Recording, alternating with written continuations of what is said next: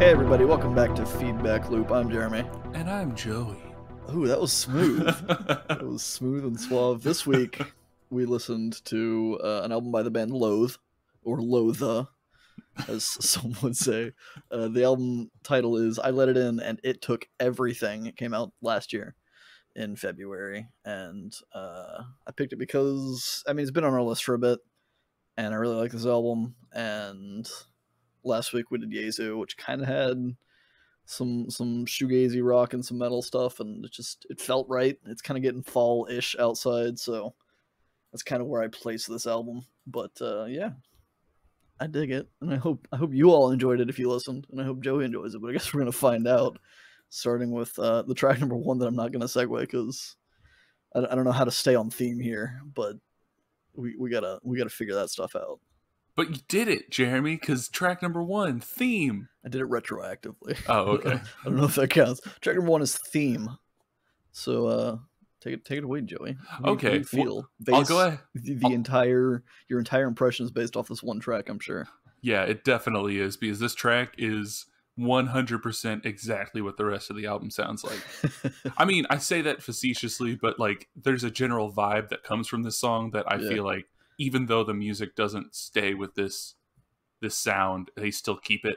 Like this song, it starts out with it's like a nice and easy, kind of sad sounding swell, like very ethereal, very soft. It sounds like it's transporting you somewhere like deep into your mind. Very vibey, very ambient. And I used the word vibe so many times in my notes this week. Well, I did too, and that should give you an indication about how I feel, because I'm a vibe man. I'm like, some people, they're hype men. I'm a vibe man. Hell yeah. We are the Vibe Men. We're changing the podcast name to Vibe Men. But yeah, it's cool. It just is like an electronic kind of atmospheric soundscape that sets the general tone for the album without sounding really too much like the rest of the album, I guess. Yeah. But and it's got these weird like whale noises in the background. I don't know what they actually are, but I call them whale noises, which is just kind of like a fun little ambient touch. And then there's like waves crashing on the beach at the end, and then it sounds like someone either closes a tape deck or a door at the end of the track, which could be taken as two ways. One, it could be that someone is near the beach and has put this in their tape deck and has closed it, or someone has walked into their home from the beach, kind of a thing, and they're closing that door and then starting on their daily life or whatever. I don't know. I don't really know what context that gives for the album, but that's just where kind of my mind painted the picture. See, I heard rain, and like they were taking steps through a door. Waves. Interesting. Yeah. But I don't know. Maybe it is waves. I honestly have no clue. I mean, waves, rain, it's both water, close enough. Yeah. We wouldn't want like this argument about waves and rains to just like evolve aggressively, become some sort of aggressive evolution until we're just like fisticuffs.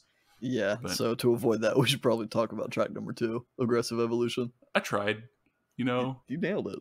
I tried. It took maybe had a second of hesitation in there, but we got there. I definitely did, because I wanted to say evolutionize instead of evolve. Yeah, well, so that's basically the same thing.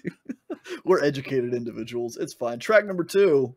This is the more typical Loathe sound, so I'll let you take this one as well. Yeah, okay, so the ambience of the first song immediately broken by these hard guitars, and what's like, it sounds like there's like this electronic, I don't want to say industrial, but I'm gonna say it, because like I don't consider this industrial music or anything, but it's got some influences. Yeah, it's got like that factory electronic sound behind it, where it almost sounds like a core, like metalcore or something.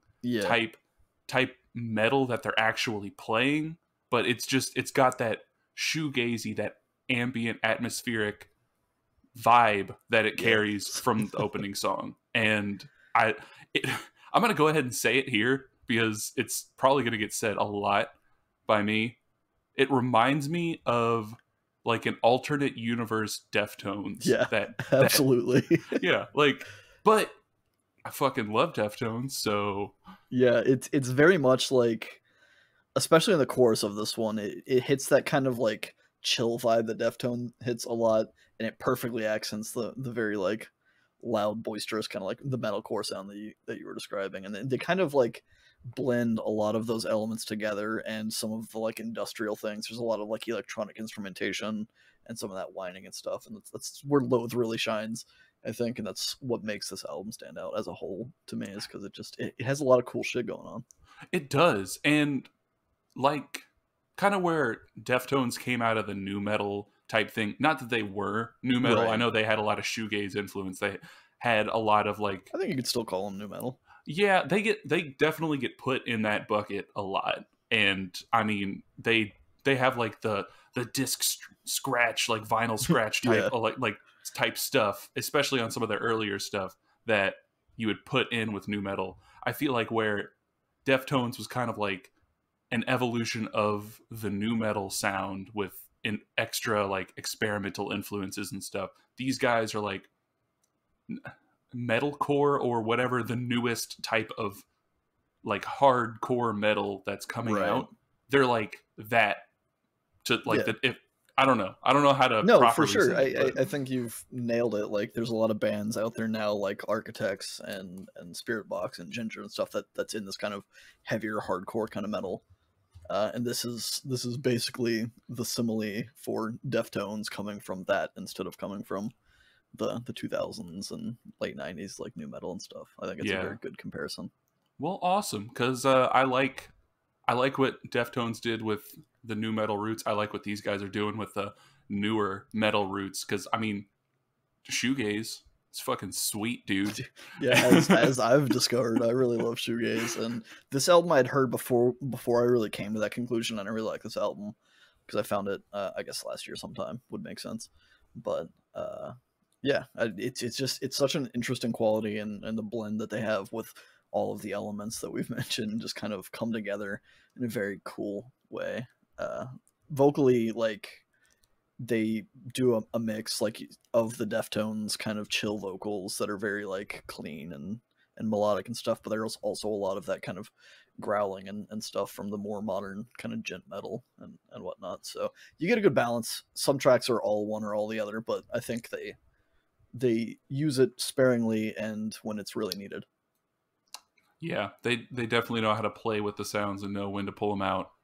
Lyrically, this like it's super vague, to like very esoteric, and it took me a while to try to get any interpretation of what the message here was. I've been trying to, these past few episodes at least, not look at, because I did notice there were like some interview snippets or stuff where they explained it. I was trying not to look at any of those. Yeah. And what I generally got, I didn't know if it was somebody trying to pull someone else out of a destructive life or into a destructive life, like addiction, like or just a general like bad place, like somebody's in a bad place and they're either trying to warn people like, hey, I'm in a bad place, don't do what I did, or if they're trying to be like, yeah, come join me. Join the dark side. We have cookies. Yeah, you know? Yeah, exactly.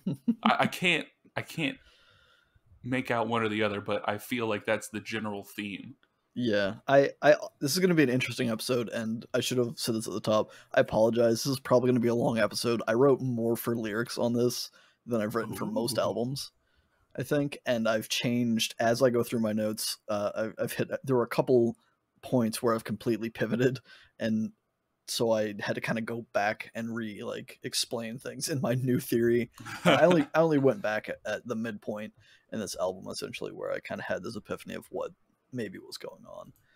But before we get there, we got to take this song first. And yeah, it's not super well defined, but I definitely latched onto a theme.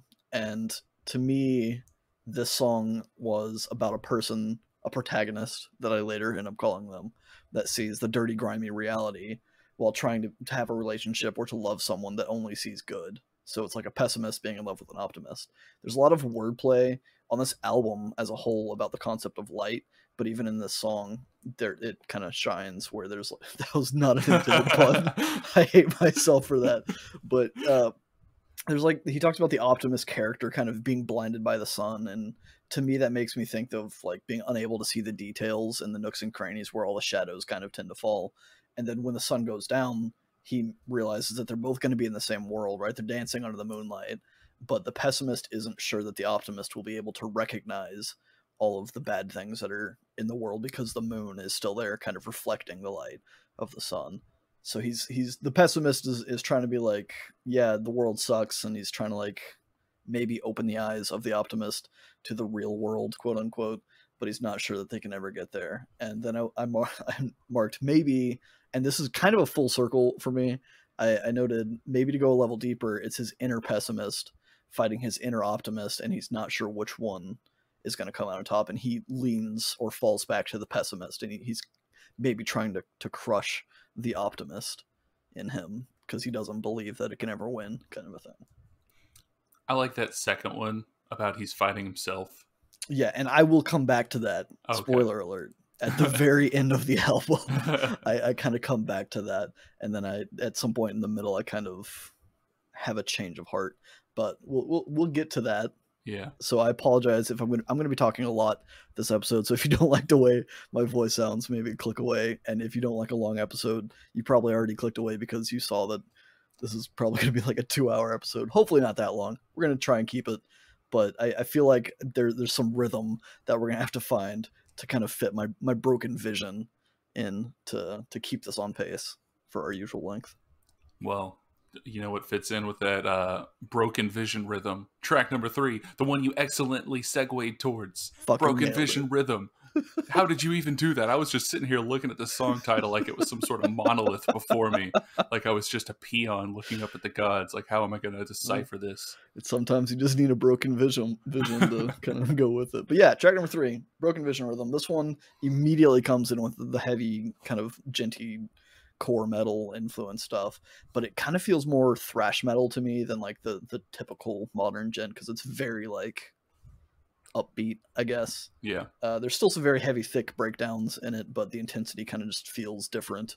There's not as many shoegazy chill sections in this one, but it still kind of bathes in the electronic effects that they like to put in, and then it fades out on some ambient effects that lead into the next track, which is something I noticed for the good first half of this album. All of the songs are kind of continuously mixed together so that they kind of blend together, which is very nice. I like it when albums do that.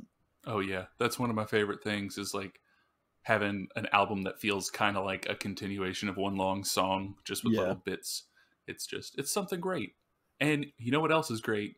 Like you mentioned, the fucking electronic sounds on here give it such like a cold and ominous feeling. Yeah. And it's so dark. Like it's just bleak, and it's great.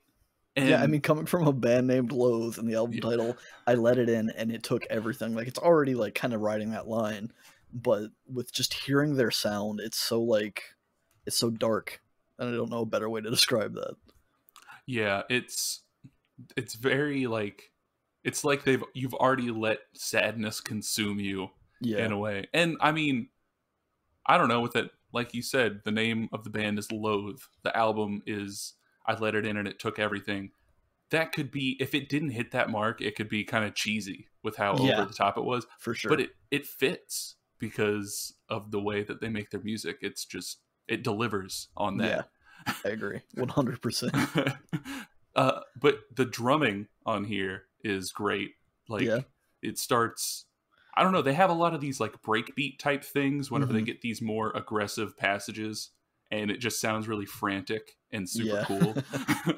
The guitar, it has like a super chunky bass quality to it, so it almost sounds like it's, I don't know, like in Korn's bass lines, there's Fieldy, he does slapping the fucking loose bass strings. Yeah, where it sounds like it's just metal hitting metal, but it's a bass, and that's kind of what they get here, and it's super cool. And it's got some nice riffage and harmonies to counterbalance that really dark, ominous chugging that they get. Yeah, they really hit that wide spectrum, and I think that's kind of maybe why I'm kind of coming around to shoegaze now. Is that like it does hit a very wide spectrum. It has really low lows, and it has really like high washed out highs, specifically in this album, not in shoegaze in general, but like this album, like it captures such a width of sound that I shit on Daniel.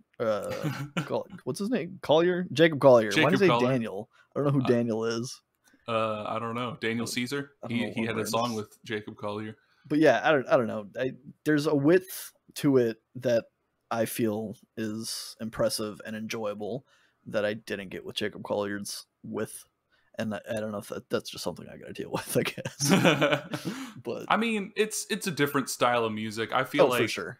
Along with the shoegaze, there comes the warmth of sound all around you. Mm-hmm. And while the jazz pop blends that Jacob Collier has are super dense, it doesn't necessarily feel like a blanket. It feels like you're being surrounded, I guess, rather than a warm dip into a bath or something. Thank you for justifying my irrational thoughts. I spend my entire life justifying irrational thoughts. The least I can do is help you. Yeah. Anyways, lyrically, this one, to me, in my narrative, not that there's really much of a narrative at this point, but I didn't really go with the inner struggle yet. This one felt like it was more about just feeling worn down by the state of society and how people in power use it and use people below them and then just discard them and just manipulate people. So the only way that lower people can maintain some sort of sanity is by blocking it all out, typically turning maybe to alcohol and drugs to the point where they don't even see reality anymore. And I think this kind of goes along with the theme of the prior track, with the pessimist or realist trying to get the world of the delusional drones to wake up and see that they're really just being used as disposable pawns, and they're just being too optimistic about their state of things that he wants to snap them out of. Yeah, that's pretty much what I got, and it's a message that I hate that it exists, but I like songs about it.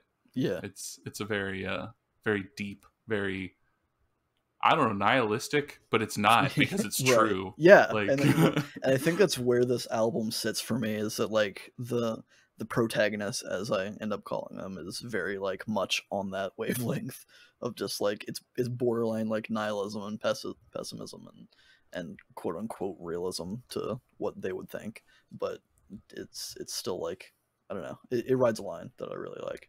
Yeah, I definitely feel that whenever I take the long walk from my bedroom up the stairs to my office every morning. And I'm like, I used to feel it more when I was sitting in traffic for fucking 40 minutes every morning.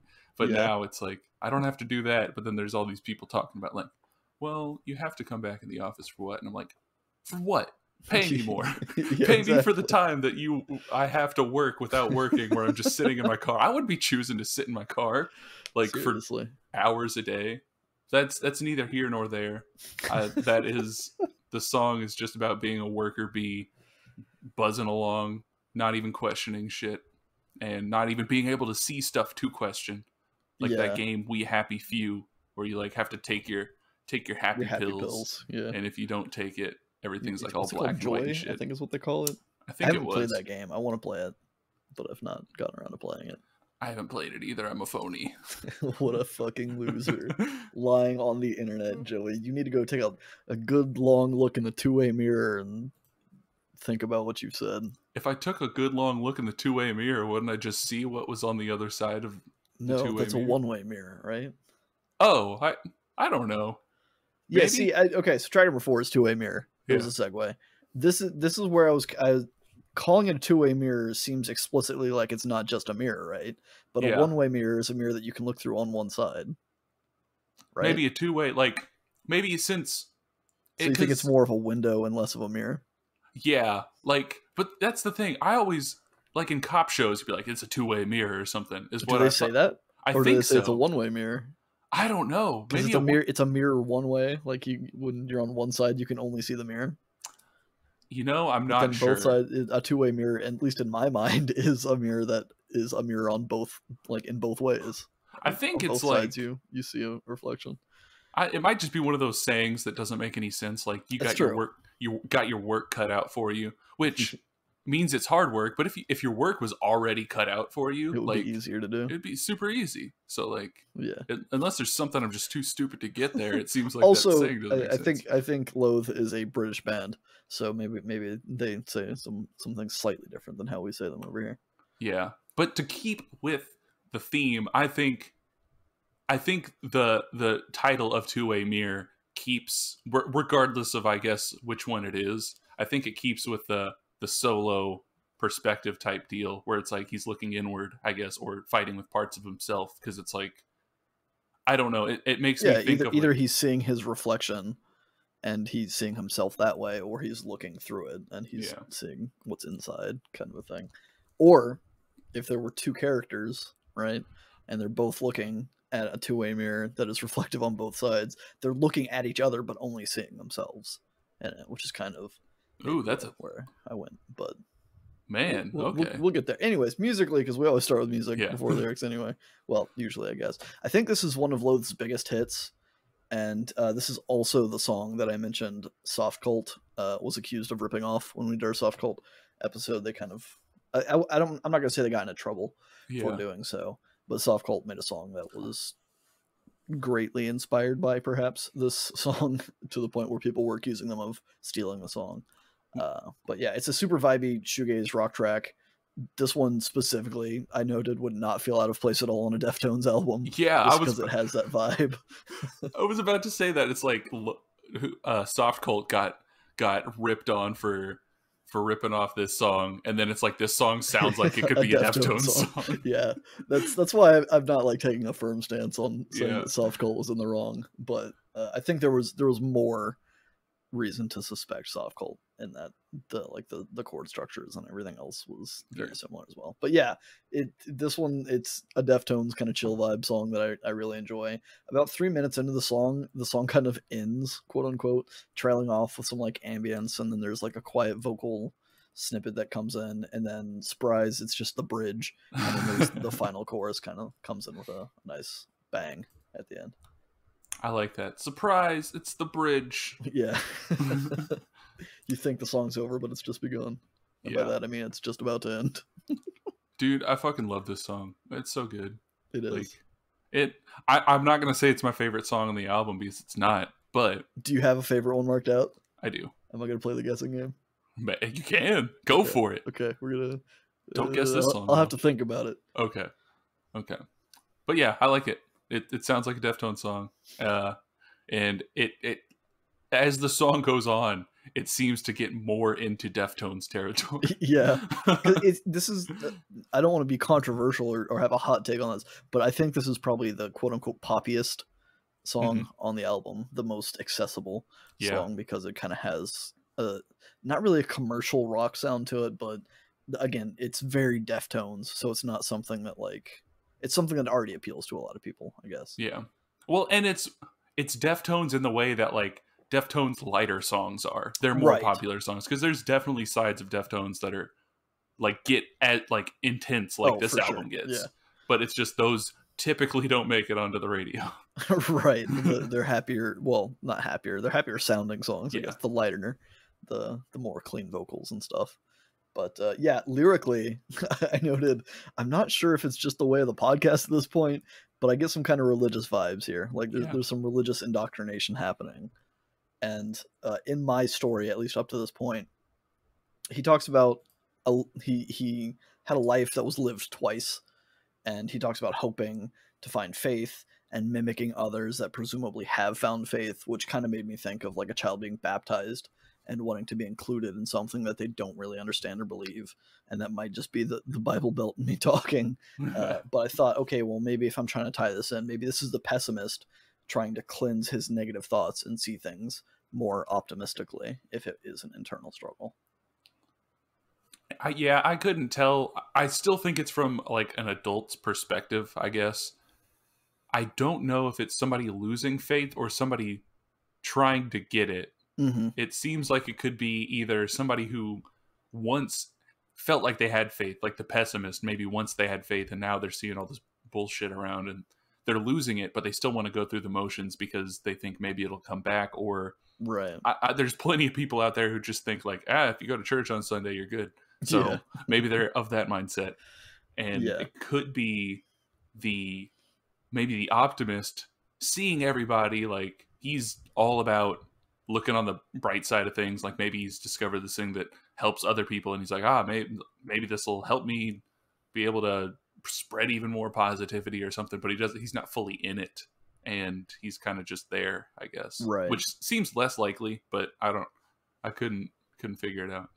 Yeah, it's not super clear, but it seems we both got similar vibes in it. Maybe we can come back in about 450. No, let's make it 451 days and reassess just when we have a new perspective on what's being said.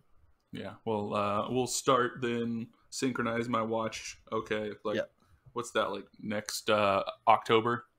Just November? Yeah, sure. I'm not going to do the math and figure it out. Me either. I'm just going to move on to track number 5, 451 days. Nice. We're killing it. This one, it starts out, it has a similar ambient track feeling as theme, but where you can hear like conversations in the background over this washy atmosphere. I don't know what is being said exactly in these conversations. I did read that it's Nina Simone, and interesting, which is super cool because I want to listen to some Nina Simone, and it made me listen to some Nina Simone. But it was her generally talking about standing against the odds, against adversity. So it kind of went along with not like the upbeat feeling of the song. It didn't have an upbeat feeling, but it was like you've been working a long time and you're finally getting through something. Like you're finally starting to see the other side. You're not really close, but it's like you've had a long journey and you're okay with the journey at this point because it's been so long and hard and you're just kind of used to it at this point. But you start to crest something like hope, maybe. That's interesting. I got a completely different vibe from the song. I didn't look up anything about the lyrics. Well, quote unquote lyrics. They're like there's vocal samples in it, but I felt like with those kind of like quiet and muttered like vocal samples combined with the floaty atmospheric music, it kind of made me feel like someone drifting off to sleep in front of a TV, kind of a thing. And it has a bit of a dark tone to it, at least that I got from it. So I was thinking, okay, maybe this is maybe not the sleep of rest, but the sleep of death or depression, kind of a thing, where he's kind of going in the opposite direction of what you were saying, where it felt like this is kind of a more permanent, maybe not permanent, so maybe not death, but like it didn't feel like it was a good direction that was being represented. Well, I will say, keeping in theme with the album, you're probably right, but you know what? This will be our weekly time when we invite the artist to come by and tell us that we're wrong. Clear shit up. Tell me what you're thinking, because you owe that to me, right? Is that what I'm saying? Well, here? I mean, to be fair, like you mentioned earlier, they've talked about this album. Yeah. So I mean, the answers are probably already out there. We just didn't read them. Because who wants to do research, man? We like to talk about what we feel. Exactly. That's kind of where I'm at. Like this whole thing, this whole musical journey, sharing musical experiences. It's more about what we get out of the music than what is, I guess, explicitly intended to be gotten out of the music. Right. And it's good for community building. Hey, if you're listening, check us out on social medias. Let us know what you think about this album and the songs. Because really, though, like that's kind of like, that's why we do this, right? Is because not necessarily because we want to learn factually what the artist was thinking, even though sometimes that is very cool and it's fun to do.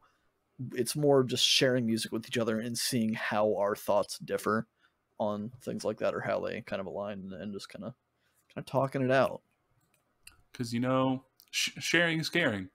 And sharing is caring. So Loathe, if you'd like to come on the show, maybe when we're seeing each other in person, we could have some nice ambient lighting. It's not going to be too bright. It's not going to be too dark, but it'd be nice to see some new faces in the semi-dark darkness. Yeah, and I mean, if we turned the lights all the way down, we'd get to track number 6, New Faces in the Dark. all the way dark. All the way dark. It's not. It's just called New Faces in the Dark. Yeah, not all the way dark. There is no all the way. There is no almost. There is no semi. Yeah, it's just dark. I mean, there could be a semi in the dark, but usually is. We could maybe slow dance in the dark. Oh my god, to Joji. But track number 6. Yeah, track number 6, New Faces in the Dark. Have we said that enough yet? Contrasting the dark ambience of 451 Days This one starts with a very like bright and high kind of guitar chords that are strumming. It kind of has a frantic feeling to me, and then some ambience kind of slowly flows in, and then you get just hammered with the kind of thick, jinty bass jolt to kind of kick the song off. There's some really cool, like super distorted and robotic filters that go on some of the vocals in the song that give kind of an inhuman quality to the vocals, and it makes me feel like it's an invasive thought, perhaps. Like there's just some voice in your head that's like foreign to you, but it's telling you things. And the clean vocals underneath supporting the other harsh vocals just give it a lovely effect. Around the 2-minute mark, the song kind of abruptly transitions into some more like echoey ambience with almost industrial sounds. It's the first call for industrial that I put in my notes, at least. And it just feels like I'm walking through like an abandoned warehouse or something. And then it goes right back into the heavy, intense screaming and metal and stuff. And then it ends super abruptly, unlike other tracks as far, which I've noted were kind of like continuously mixed. This one just kind of falls. Yeah, this one, I guess that's a stylistic choice, because this song is just, I don't know, not choppy in the way that it sounds like nothing is finished, but very like abrupt, just all through it. And that's abrupt. That's a good word to describe the song. Abrupt. That filter that they have that you said was robot, it reminded me of like any supernatural show when they have like a demon on it. It sounds like the filter that they put over their voice. Just very scratchy, kind of like has that echo behind it, or just another where it does like the pitch shift, but still keeps the original shift or pitch. And it's just really weird and echoey and grating and growly. And it sounds super cool, and it fits the song. So, you know, I like things. Who would have guessed? You like things. So it's safe to say you're liking this album so far. Yeah, so far. We'll get there when we get there. But I'm sure there's going to be a great reveal at the end where you hate this album. Secretly, everything I said, it was opposite day. I hate it all. Yeah. Lyrically, this is the point where I acknowledge that like I've been calling them optimist and pessimist, but I feel like at this point it's more of an antagonist and a protagonist. And the song seems to be about the antagonist to me, where she's this two-faced individual that is potentially using the protagonist as a tool in whatever way she needs it at the time. Because he mentions that she calls upon him to aid her. She calls for help, and he abides out of both love and fear. Should her wrath kind of be pointed at him for failing or whatever. And this is kind of where I was thinking, maybe this is still tying into the religious theme, and the antagonist of the album is God, where followers of God love him more than anything, but also fear his wrath more than anything. And I think the song could then be about how twisted and demented God really is, abusing his worshippers to do his bidding, kind of a thing, and threatening to smite them if they don't comply. And I backed out a bit, and I was like, okay, or maybe it's just about the generic person in power that I mentioned a few songs ago, you know, whether it's a president or a ruler or a CEO or whatever, just someone in power manipulating people below them. So I got a few different directions to go with this one, and then a couple songs from now I'll kind of nail it down to one, and then I'll later, even further, I'll unnail that nail and go in a different direction. So my notes are a bit scattered this week. You're good, because I also kind of think it's supposed to be open to interpretation, like it's just a power position, at least in this song. Like I feel like it's so open-ended that it can't just be about one thing. It's got to be about just people who abuse power in general, or abuse others to get power, I guess. But then how's that tie in with the internal optimist and pessimist? Because maybe is the pessimist the one in power at that point, manipulating I don't know, it feels like the other way is true, like, because he talks negatively about the quote-unquote optimist figure, at least in my mind. So he's maybe, I guess it's just a perspective thing, right? Where the villain to the bad guy is the good guy, kind of a thing. See, there's a song a little bit later where I'm sure you have some words about this as well, but I think it talks about the inner abuse, I guess. Yeah. So okay, so we'll come back to that discussion. We'll table that for now. We'll come back. Table that in the room on the East Wing. Everybody, like, they went nuts for communism a while ago, and they painted that whole thing red, so it's just the red room over there. So we'll put it in the table in the red room, and come back to it later. But right now we're gonna talk about track number 7, Red Room. Yeah, Red Room, not Red Rum. Not Red Rum, and I don't know why it's called Red Room. Is like so I saw this later on one of the other tracks. I did look at a Genius annotation. I know. But Red Room is alluding to the literal room that they recorded in. Oh. I don't know what that means as far as the album, because again, at this point, especially on the song, I hadn't seen that. But apparently the room that they recorded was in like a shed or something, and it just had like a red light in it, so that was the Red Room for them, was just where they go to like perform and record their music. Well, that's pretty cool, actually. Yeah, I don't know what it has to do with the story of this album, but well, maybe it was just like, I don't know, they wanted to. I don't know. I was going to try to come up with something, but like I can't. Yeah, I think this one, maybe I did end up reading. I don't remember. One of the tracks on here was recorded in the Red Room, or the because this song has 3 sections to it essentially. There's like an intro section, then there's the middle section, and then there's an ending section. And the middle section, I believe it was for this track. I'm probably going to get yelled at on the internet by nobody because nobody listens, so I'm just going to say it. But I think the middle section of this was a song that they recorded in the Red Room, and it wasn't initially going to be on the album, and then they kind of came back and they're like, yeah, let's put it on there, and then we'll surround it with these kind of more ambient things to make it fit in the album better. I could totally believe that, because it does. It's like they put a crazy song in the middle of some ambience atmosphere that they were going to throw into the album. Like, yeah, it starts off, it's kind of suspenseful at the beginning. Yeah.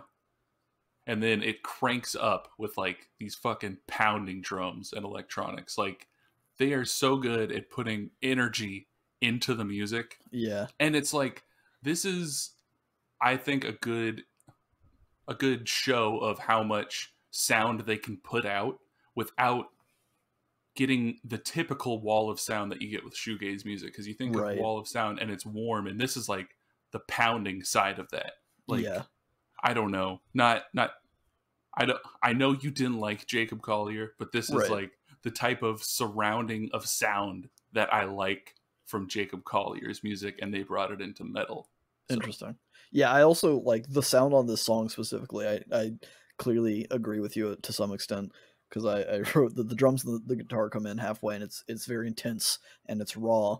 And then I noted that I like that they make the instruments quote unquote scream as well as the vocals, so that they don't like they're not leaning on just the vocal screaming to get across the aggression. They make their instruments and their sounds kind of scream with them, or instead of them, to kind of carry that same sensation of like anguish and aggression through their instruments, and not while someone's actually singing or screaming at you. Yeah, you can feel it through. It's cool. I want to know how they do that, because that's a super cool effect, and I like that analogy. Like, I didn't even think about it, because there's so many parts on this album where it's just so loud, but not in like a you turn up the volume really loud way. Right. In like just the sound, you could make it the quietest sound in the room and it's still going to sound loud. Yeah. It's very cool. They've done their studio time clearly, and they've figured some cool shit out. But yeah, just as quickly as that kind of middle section comes in and rises, it subsides, and it just ends on some more kind of chill ambient noises. And so lyrically, there's only lyrics in the middle section. Yes. And there are very few lyrics. And I don't know what... I don't have a through line here. So yeah, I mean, you have a through line? Save me. Well, it's pretty short and vague, right? And especially if this was a song snippet that they had and they just kind of threw in as kind of an afterthought deal. Not that that's taking away from the album as a whole, because I don't think that's fair to them, because this album's fantastic and I love it. But the lyrics just say, lie, breathe, feed, withering and jealousy. Do you believe that it was ever worth it? And it repeats that again. But I don't know, like it's so simplistic and vague that it could mean almost literally anything. Like, clearly he's targeting somebody, and saying that they're a shitty person. So I just kind of painted that person as the antagonist character that I've made, and said that he's just like just not happy with them, and he's just calling them out, and that's what I got. Maybe it's the optimist talking to the pessimist, and he's thinking, wouldn't that be some shit? The optimist is the bad guy, the pessimist is the good guy, and the optimist is like, you're just jealous that you can't see the good things that I see. And that's kind of what I was getting at. Like this whole album, from the pessimist optimist character perspective, it seems like the pessimist is the one being abused by the optimist in some ways, and that's why it's kind of interesting. And it's also why I changed it from pessimist and optimist to protagonist and antagonist kind of a thing, with the optimist being the antagonist, despite optimism generally being the happier, lighter side. Fuck optimism. I agree, man. Who I'm wants right that? there with you. I'll be screaming it off the fucking rooftops with you if we ever get on rooftops together. Standing on the rooftops, ready to fall, talking about track number 8, Screaming. Yes, not the Rise Against song, Ready to Fall, but track number 8, Screaming. Is that song called? What's that song called? Is it called Rooftops or Ready to Fall? I think it's called Ready to Fall. Okay, because I haven't listened to Rise. It might be a subtitle thing. It might be like Rooftops parentheses Ready to Fall kind of a thing. Okay. I just remember seeing so many montages on early YouTube of like people like sniping on Call of Duty. Yeah. Just like, bam, we're shooting people. Standing on the rooftops, ready to fall. You talk shit, man. I love that album. Maybe it's a good album. Wait, I don't even know if that's the album. I don't know. Maybe we'll do a Rise Against album at some point. Maybe. I have a soft spot for some of their older albums. But track number 8, Screaming. That's what it's called. I'm not going to scream it at you. But that's good, because then you'd have to edit it. I'll just slap a compressor on it and hope it works. But yeah, this one's another less heavy track. It's just kind of got this good groovy rock feel to it. It's got some nice fuzzy guitar, the very clean drum sound. I love the sound of the drums on this album. The vocals are very reverby, as expected in this kind of music, and it's just chef's kiss kind of a thing. Chef's kiss. The harsh vocals do still show up, but the music doesn't really change to reflect it as much. It doesn't get like to that djinty level that the other songs have been. There's a lot of vocal layers that I noted in this one that they do a lot of background vocals where they're just like oohing and awing, and it adds so much texture to it. It's beautiful. It's fantastic. Yeah, it makes me want to see kind of how it would look to put it into like audio software or something. Right. Like how many individual tracks. Yeah, I feel like just mixing this would take years. But it's worth it because it sounds super cool, and it reaches kind of that Deftones general direction that we had on like Two-Way Mirror, but it doesn't hit it as close. It sticks more to their style, I think. Yeah. Like he's got some of the reverby vocals that you would hear on like a Deftones song or something, but he has a more powerful, clean voice in this one, and I really like that. I like his voice like that. I mean, I like his screaming, his growls, his everything else, but that voice right there, it was nice to see come through as like something truly their own. It felt like a big moment whenever I heard it, and I don't know why it stuck out so much to me. Yeah, I mean, this is one of my favorite tracks on the album. I don't know if I have a favorite track on the album per se, but this is one of them for sure. Because like, it's the longest track on this album, but it doesn't feel like it. It's not like a negative thing to say that. It's worth every second of the song. It's so good. Just it's so cohesive, I think, is the thing. Like this song really captures all of the elements that make up this album in a very like cohesive way, and it never really strays from their sound. And are you ready to move on to lyrics? Sure. Because I actually got a semi-clear picture of what the lyrics meant on this one. Interesting. So before you go into it, I'm gonna let you go first, but this is the one where I've kind of pivoted to a new narrative. Oh, sweet Lord. So go for your end. Okay. So I got it. What I got from the song was like trying to distance yourself from a situation and trying to see the gray area, not just black and white, which kind of the black and white to me represented the internal struggle that this person is seeming to have, the two sides of themselves, the protagonist, antagonist, Mm-hmm. and they're trying to find a middle ground. Like,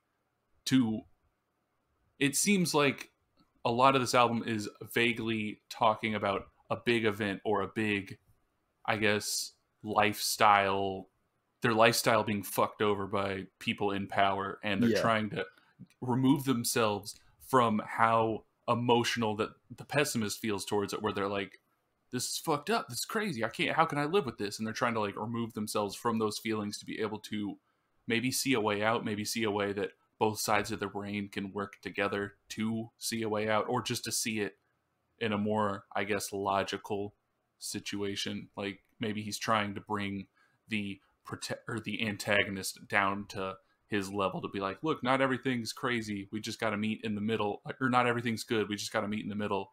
And the optimist is like, not everything's super shitty, we got to meet in the middle, type deal. Yeah, I can totally see that, and it's not super far off of anything that I've written for any of the songs at any point in this thing.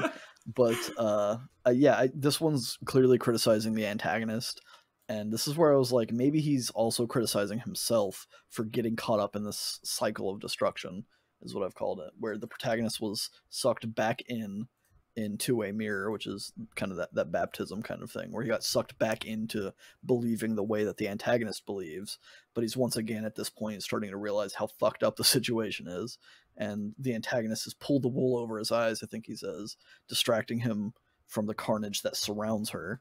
Because I'm pretty sure he starts calling her out at some point. But he's starting to see through the wool that she's pulled over his eyes, and he's at the end, he kind of cheekily, I think this is what my interpretation was, he asks her to put the wool over his eyes again as he leaves, because the song's about him kind of leaving and distancing himself, because he just wants to forget that all of this has happened, and that he just wants to put it behind him, even if that means kind of pulling one last delusion onto himself. But with that being said, I've kind of like retroactively went back and bulleted very brief points about the other tracks that kind of fit that. So at the beginning, Aggressive Evolution is him seeing the truth. He's outside of this loop, of this destructive loop, or he's seeing the destruction for what it really is. And then in Broken Vision Rhythm, he's getting intoxicated to kind of forget reality because of how shitty it is that now that he's seen the truth, he's trying to just like dissociate from it in a way. So he's getting intoxicated. And then Two-Way Mirror comes in, and he's being born again, perhaps in the antagonist's faith. Because he was intoxicated in the prior track, it's easy for her to kind of loop him back in, because he's kind of feeling numb. He's kind of looking to get away from seeing the truth. She's bringing him back into the fold and saying, okay, like, now you're coming back. 451 Days is just kind of that ambient warm wash of serenity kind of a thing coming over him, where he's just subdued. And then New Faces in the Dark comes in. The antagonist is using the protagonist as a pawn again, but the pawn's not realizing it at this point, out of love and fear. And then Red Room, the protagonist starts to wake up, and he's starting to call her on her bullshit. And then you come to Screaming, the protagonist realizing that he was duped, and he's starting to run from the cycle again. Damn. So it's just kind of the cyclical nature of him, like, seeing the truth, realizing that shit sucks, so he's kind of like intoxicating himself to forget that, and then getting pulled back into the delusion that the optimist character or the antagonist character seems to have, and then slowly waking up and seeing that it's shit again, and then repeat, kind of a thing. Man, I didn't fully believe you whenever you were like, I put a lot more thought into the lyrics. Yeah. I don't know why. It just, there were so many things that I guess because a lot of it is vague, there were several potential theories in my mind, and then as I got more detail, it was more like confirmation for some theories and refuting of other theories at points, I guess. But don't worry, it all goes out the window at some point.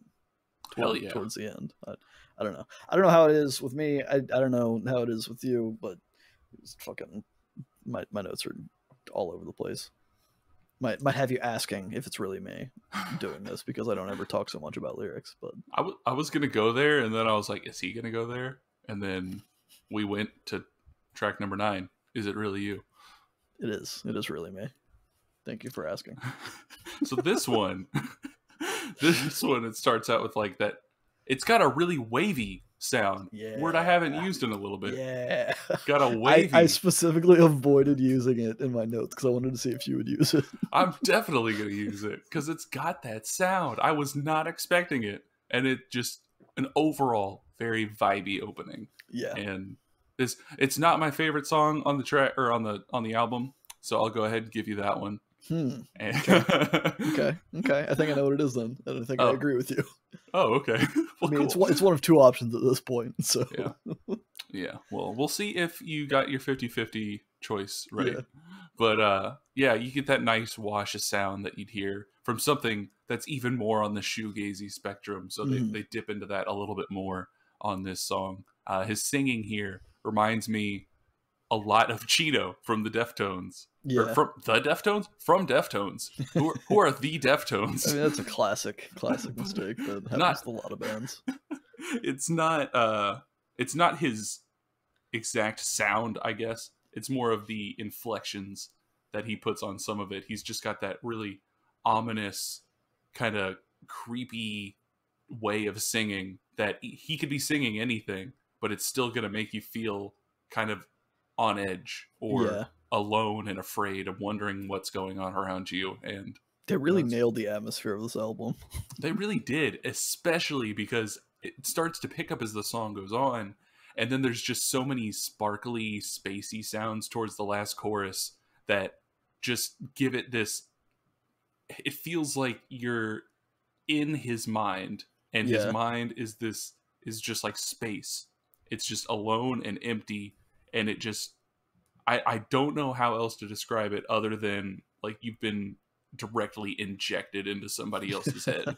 Yeah, it is very empty. Like this album feels empty despite having a lot of shoegaze, which is known for being specifically not empty, right? It's being full of sound, but the way they use it, they just, I guess that accents the quieter parts where there's not as much going on to get a really cool effect. Even at the end of this track, there's like a stripped down acoustic section towards the end of the track, which obviously is unexpected thus far in the album, but it's really refreshing and it really grounds the song before it kind of warps up and gets some like reverse sound cues coming in and goes into Gourd, which is the next track, but we'll get there. Well, you know what? You just gored that segue, didn't you? Yeah, I realized I wrote the track name in my notes and I was just reading it, and then I was like, okay.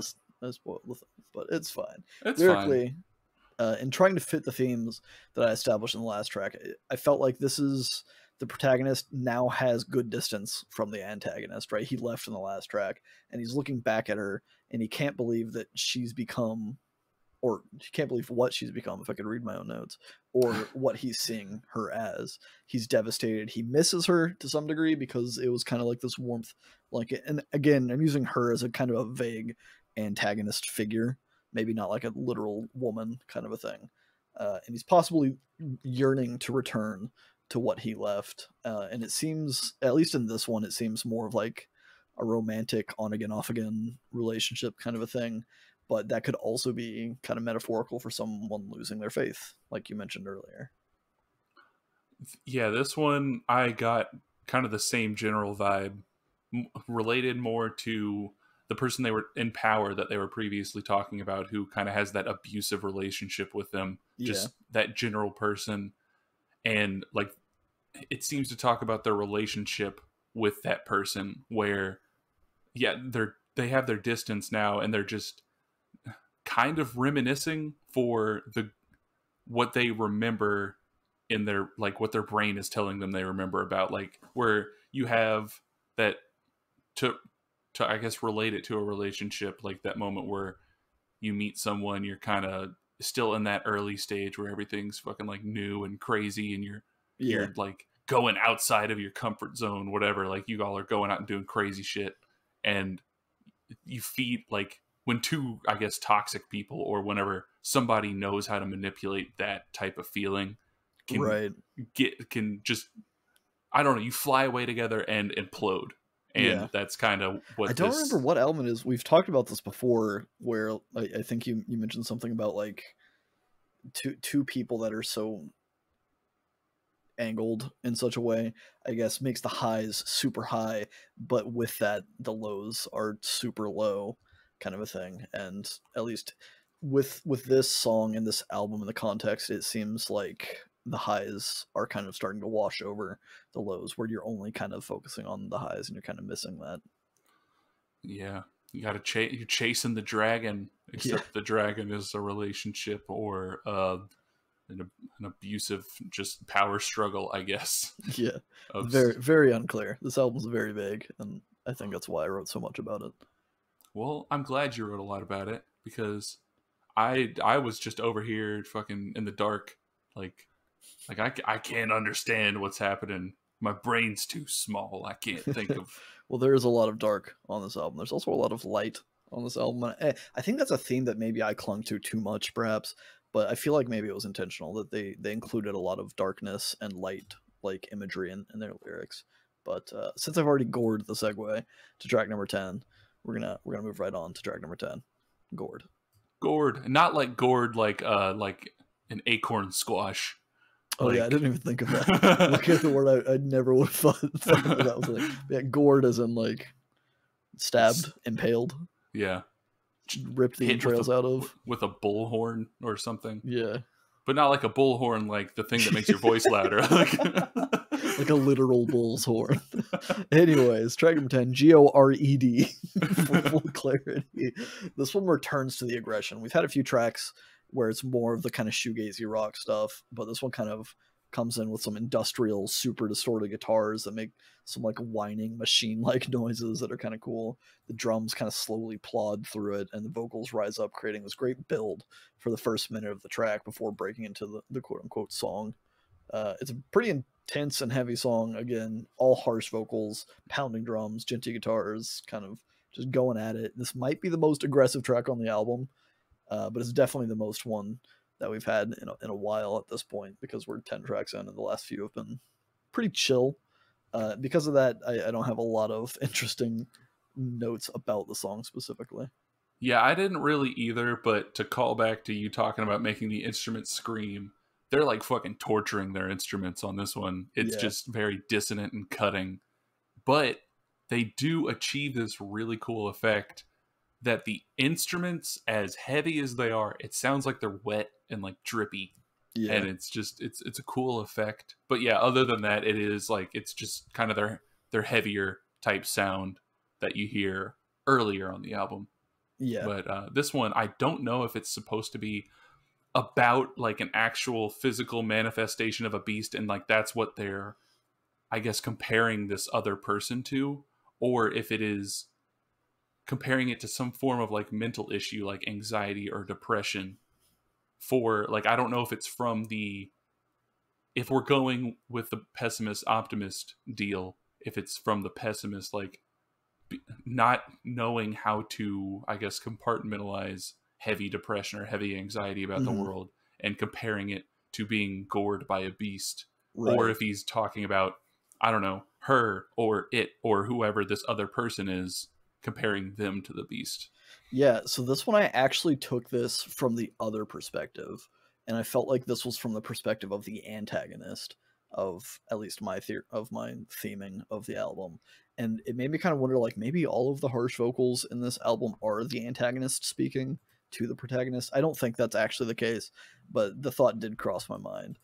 But in this one, it seemed like the antagonist is now kind of hunting the protagonist down and trying to destroy them for getting out of the loop that they were stuck in, right? If the protagonist was, in love with this being or way of life or its religion or whatever, the antagonist was kind of swaddling them in. The protagonist broke out and has run away at this point, and this is the antagonist kind of coming back to hunt them down and kill them for thinking that they could get away and spread the truth about what the antagonist really is, kind of a thing.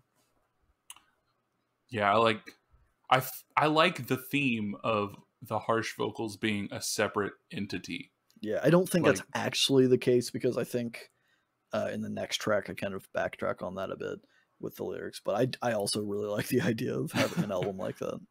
Yeah, and especially since like with the demon filter over right. his voice in the previous song. It'd just be a really cool added thing. Yeah, But, something that's not immediately evident, but once you think about it, I mean, fucking side note, Metalocalypse shout out of the week, I guess. Brandon Small does that with his solo albums, at least in Galacticon. Like he has a range of voices. I mean, he voice acted for all of the well, not all of them, most of the characters in Metalocalypse, but even singing voices, he has several of them, and he uses them to represent different characters on his Galacticon albums, which is kind of fun. So there we go. Maybe not a Metalocalypse rec, Galacticon rec. A Galacticon rec. Yeah, we're gonna go listen to Galacticon 1 and 2, which is kind of indirectly maybe Metalocalypse rec as well, because Galacticon 2 is pretty much the ending of Metalocalypse that never happened, but now there's a Metalocalypse ending that's gonna happen, so I'm not even gonna get my hopes up, man. I'm just gonna stay mad forever. Yeah. And if it comes out, then maybe I'll be happy.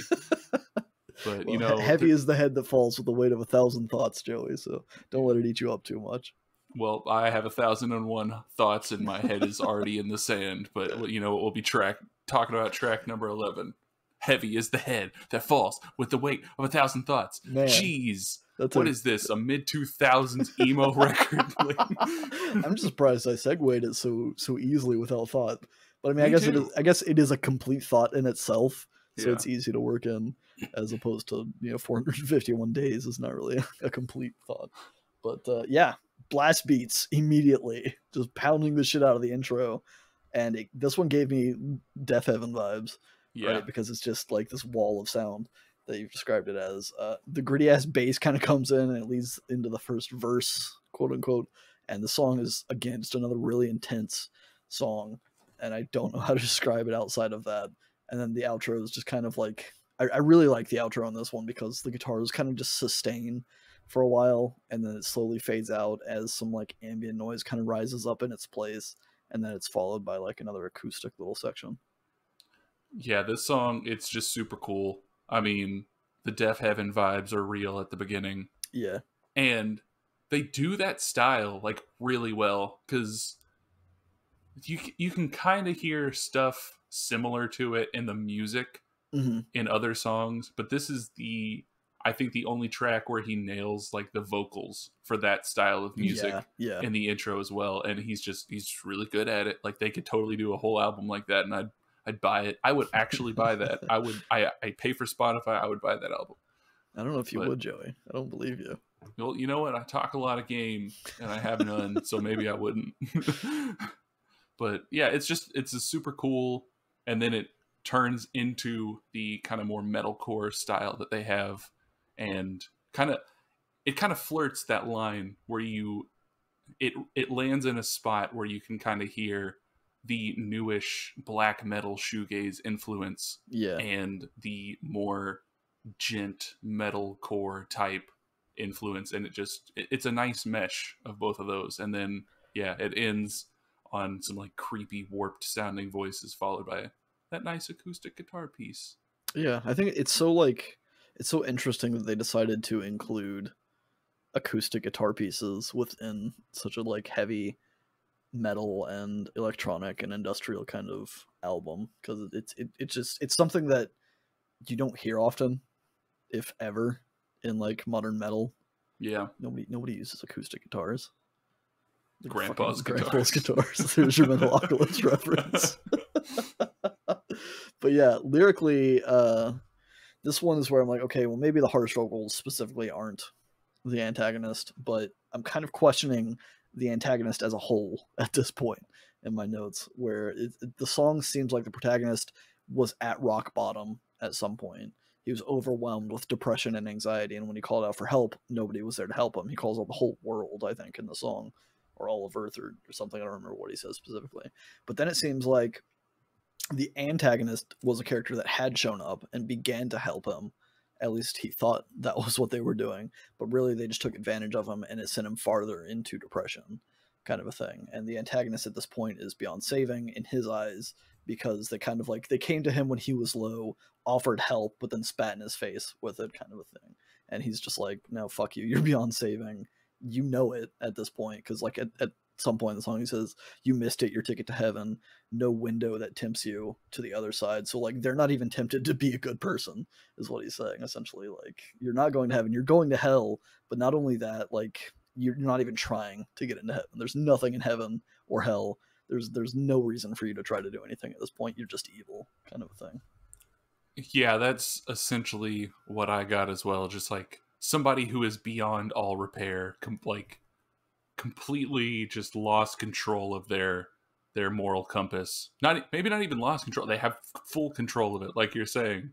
Yeah. And they're just choosing to be assholes. I'm gonna be a fucking dick because why not? Yeah, and this is also the song where I kind of like I mentioned, I even though I made it seem like the antagonist is a specific person, I kind of had the second thought of like, okay, well maybe the antagonist is just the personification of society as a whole, kind of thing. Everyone's caught up in their own lives, and instead of helping those that need it, the protagonist was looking for, instead of looking for faith in a religious sense, was looking for faith in humanity. And he wanted to believe that there was more good than bad, kind of bringing back the whole pessimist and optimist thing. But it seems like at this point he's like, no, like that's not the truth. There's no optimist left, and he's just pissed at the world because the world's just absolute shit. Yeah, well, you know, I can't say I blame you for thinking that way, Mr. Pessimist. But there's some good in the world. Why not? There's some, but there's also a whole lot of bad. Well, you know what? There's enough good for me if I just stay in my house forever and never come out and never have to deal with anything, and all of my cartoons are happy. I never have to see I never have to see a sad cartoon on my TV because I have Netflix. I get to choose what I want to watch. That's true. So, but I mean, I like watching sad cartoons. Yeah, me too. But track number 12 is called a sad cartoon. I didn't know what else to say. Also, this is my gamble here because there are 3 tracks left on this album, and I've not guessed your favorite track. So it's either this one or it's the final track. Are you and I'm gonna go out all in. I'm gonna say it's this one.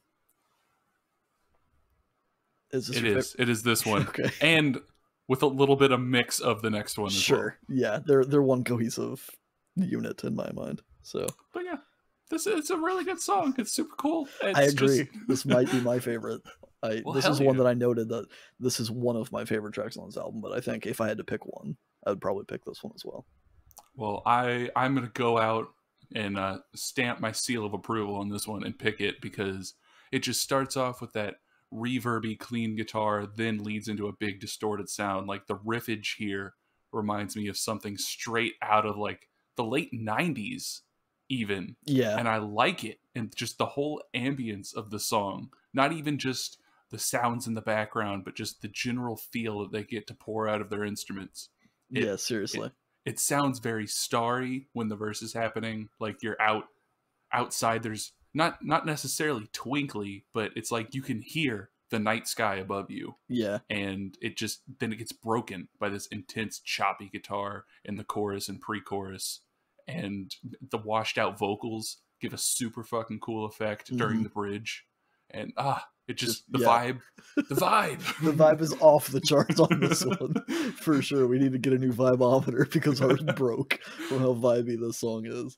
But yeah, like everything you said, I'm 100%. We're in church. I'm just going, amen, amen, brother. But like, yeah, seriously, it has such a like dark direction to it, but it still keeps the floaty softness, and it's such a joy to listen to this song and the next one as well. But it's so pleasant. Everything about it is just it's gorgeous. I love this track. Gorgeous. It's gorgeous. What do you think this song's about? Because I kind of got an idea, but I want to hear yours before. Okay, so I think this one, mine. Judging just by line length or the number of lines, I think I've written more for this song than any other song. Oh, but so this song I feel like is a letter of reflection to the antagonist that the protagonist is writing. The chorus demonstrates that the antagonist made it seem like the protagonist was in control of the situation, and that it was his choice to come back to the warm safety and ignorance in the light. Again, kind of tying into light and dark, because they play with a lot of like light jokes, not jokes, wordplay, I guess. But he's acknowledging that there was some appeal to her beauty, of that warmth and safety, but it seems like he's prepared to stay away from her at this point. He's kind of breaking out of that cycle where normally he would go back. He invites her to see things outside of her perspective, which again is the light, and comments that by the time she does or is able to kind of step outside of her own perspective, he'll be gone. I really like the bridge in this because he talks about swirling colors, and to me, maybe this was me leaning way too hard into the whole light motif, but it seemed like it could be symbolizing her light being passed through a prism kind of thing. So if you take white light, pass it through a prism, you get this kind of spectrum of swirling colors kind of a thing. So I was like, okay, well maybe that's showing all of the aspects of the antagonist's true self. When all of the good aspects are blended in with all of the bad ones, it's kind of hard to call attention to the bad ones, and it's easy to make excuses for them, I guess. And he's inviting her to like say, okay, set all that aside, take an objective view of what you really are, kind of a thing. And then he ends by remarking that despite her lies and despite her deception trying to get him to stay, she never once thought to ask him what he'd do if he wasn't afraid of her wrath, meaning that she never really gave him a choice. She never cared what he wanted to do. She just put up the illusion so that he would want to stay, kind of a thing. And this is him kind of realizing that. And I think that the whole prism light spectrum thing has a deeper implication that I didn't get to until the next, or until the end of the album, I think. But that's my thoughts. End rant. End rant? Well, End then rant. I'll start. Mine's not really a rant, because I essentially agree with you.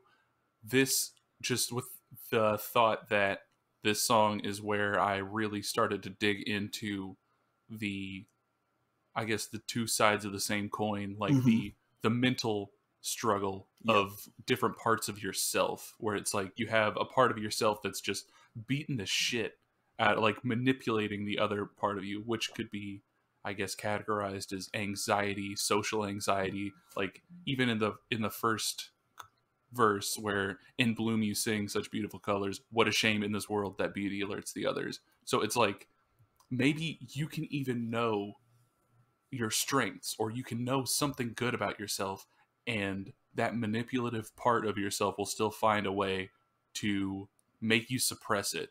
Be like, you don't do it because, well, then everybody's going to be looking at you or whatever. And you know how anxious you get whenever you're in a social situation, or just like general thoughts like that, like those invasive thoughts. And that's kind of the, I guess, the duality there, wherein, I guess, instead of another person, it's just yourself trying to, I guess, manipulate yourself into submission to yourself. I don't know. But no, like, I agree with you. I think you hit the nail on the head, and I kind of came to that conclusion in the last track. It took me a little bit longer to get there, but I agree. I think in the last track, I kind of noted that the antagonist isn't any one of the things I had suggested. It's himself and his internal anxieties and issues that he's maybe projecting onto ideas like religion and relationships and society to kind of help him process things in a more tangible manner, perhaps, where like he's the optimist inside of the pessimist. You know, the pessimist sees the light as an attack on the comfortable darkness he's used to, and he's so good at like quenching the light and dismissing it as irrational or even hostile, so he kind of ends up running back to the darkness because it's just what he's familiar with. Yeah, you always run back to what you're comfortable to. Yeah, which is it's a pretty sad cartoon reprisal. Yep, it is a reprisal of that said sad cartoon. Yeah, track number 13 is a sad cartoon reprise. Yeah, and this is why I added this onto saying last track. These two tracks are my favorite, I guess, because I like the way they flow into each other. They're both titled a sad cartoon. Clearly, it was one idea. They just split it up for an unknown reason. So they could keep Screaming as the longest song on the album. That's why they did it. Yeah, they didn't want to outlength Screaming. But yeah, this one, it's a perfect outro track to a sad cartoon. Like it has some calm, spacey synth ambient stuff that just gives everything time to kind of settle down and sink in, and it feels like this is kind of the end before the end kind of a deal, where there's some sort of resolution being achieved here. Yeah, this one, at first, whenever I started writing notes for it, I thought I caught a glimpse of like a slightly hopeful sound coming through, almost a little staticky. But the more I think about it, the more I wonder how true that hope is, or if it's just like bittersweetness coming through. Because I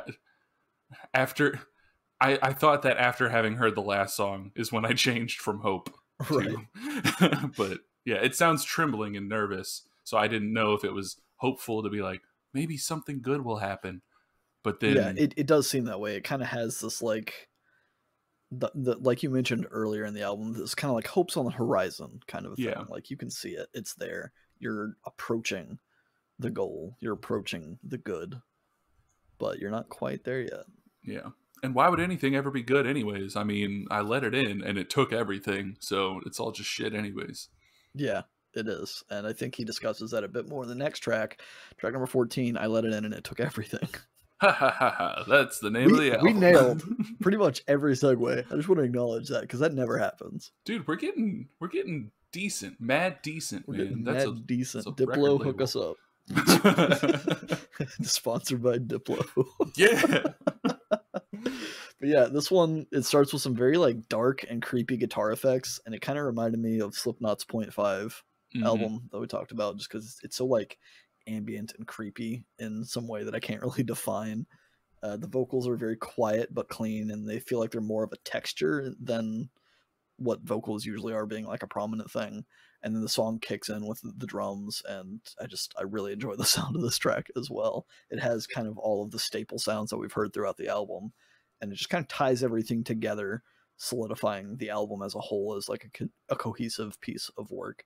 I think there's a very like empty, quiet section in this around like 3.5 minutes, 3:45 ish, and it's just so like spacious and echoey, and there's not a lot of sounds filling it, so I just kind of feel like I'm floating through a big open room. And then it kind of ends. This is my only gripe with this album is that it kind of ends feeling like it's going to continue into the next track.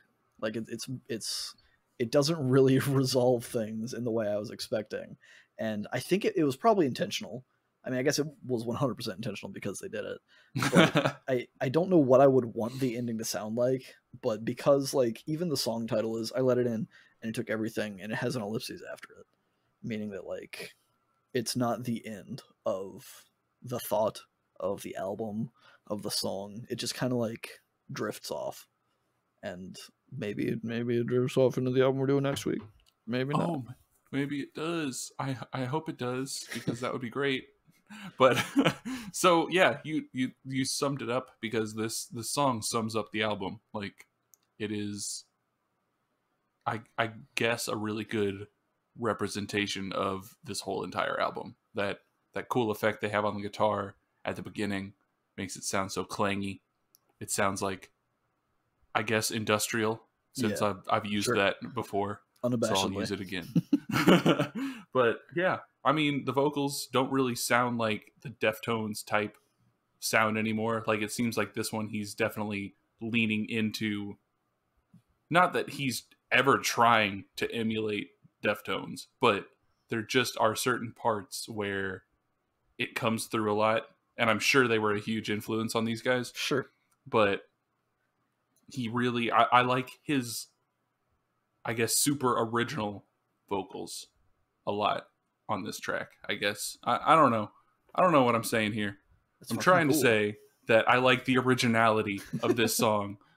So I'll just say that then, because that's what I'm trying to say. But I like the way you said that. Lyrically, I already talked about pretty much what I had on this when we talked about A Sad Cartoon. So if you have any lyrics things you wanna go through real quick, go for it. Well, how I think that the music sums up the album as a whole, I think the lyrics sum up the album as a whole. Really, kind of just, it completes the whole story, where it's talking about, I guess, this person, this entity, these thoughts, this part of himself that have been, he was opened up to them, the fragility that comes with letting someone or something in, and then the fragility being shattered. Like, you're just shattered whole because of that. The reason the pessimist is a pessimist is because of the feeling that they are describing in this song, I guess. Hell yeah. I agree with you. It's a wild trip, this album. I like it, and clearly you like it. Well, you know what? I hope I like the next album too. Yeah, just one thing before we get to that. I was just sitting here while you were rambling on, and I was totally listening to what you were saying. On Genius, I clicked on the final track's lyric notes, and they have an about thing here, which I've not read prior to this, but I was reading it while Joey was talking because I'm a terrible co-host. But it says, "I let it in and took everything is the deconstruction of safety. The record title itself is said to evoke varied thoughts and feelings depending on what perspective it's viewed from. It, being enigmatic and non-descriptive, could be many things from many different people. On a visceral level, the title holds huge relevance to this point of our lives and this point in life of Loathe. To us, the song provokes feelings of tragedy, dismay, and defeat, not one to be tied into the norm of a happy ending, whereas in reality, the completion of the record throughout everything is a happy ending for them." So it's kind of like pretty much everything that we've talked about, like it being intentionally vague and applicable to things and having different perspectives on the same thing is apparently intentional. So they fucking crushed it. Hell yeah, they did. We don't get a lot of things, and we got these things. We got these things. So Loathe, if you want to come on and pat us on the back, you can do so. But we don't need your opinion. We've clearly nailed it. We figured your album out. Checkmate. Yeah. We know everything there is to know about it. What do you say when you're Australian and you get to leave a restaurant? Don't do this to me, Joey. Checkmate. Uh-huh. Yeah, I heard you say checkmate, so I had to say it. Yep, that's why I knew where you were going. He's gonna make a checkmate thing out of this. Anyways, next week we're doing another Loathe album, and it's not one that I loathe. Well, what is it then? It's The Things They Believe, which is the follow-up album to this. Again, I think I mentioned this last week. We're doing 2 weeks of Loathe. I'm not 100% sure if The Things They Believe is supposed to be like a double album, like the second album of this series kind of a thing, but I think aesthetically it fits. The album art leads me to believe so as well. They both came out within like a year of each other, so I consider them one thing, despite some differences that are going to be very apparent. Did you get a chance to listen to this earlier, Joey? The album? Yeah, the album we're doing next week. No. Okay, because I guess behind the scenes, I wasn't sure I would be able to record tonight, so I told Joey to go ahead and listen to the next week's album if he wanted to get a head start on it, just in case. I would be doing that right now if we weren't recording, Jeremy. Well, we are, and boy howdy, it's been an hour and 20 minutes. I knew it was going to be long. That wasn't super long, though. Yeah, like, we did work. It's semi-long, I guess. Yeah, I mean, I guess it's probably not the longest one we've done, but no, the longest is Neutral Milk Hotel.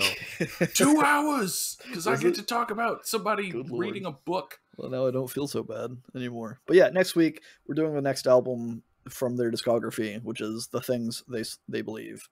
I really like that album as well, and I think in conjunction with this album, it'll have some interesting discussions, hopefully. But if you guys liked this episode, liked this album, let us know in the comments. Hit us up on Twitter, Facebook, social media, Instagram. I think we're there too. Yeah, I guess we have to be.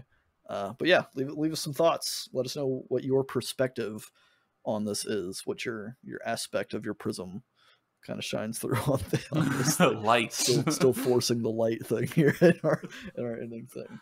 But whatever you do, stay in our feedback loop. Bye. Spooky.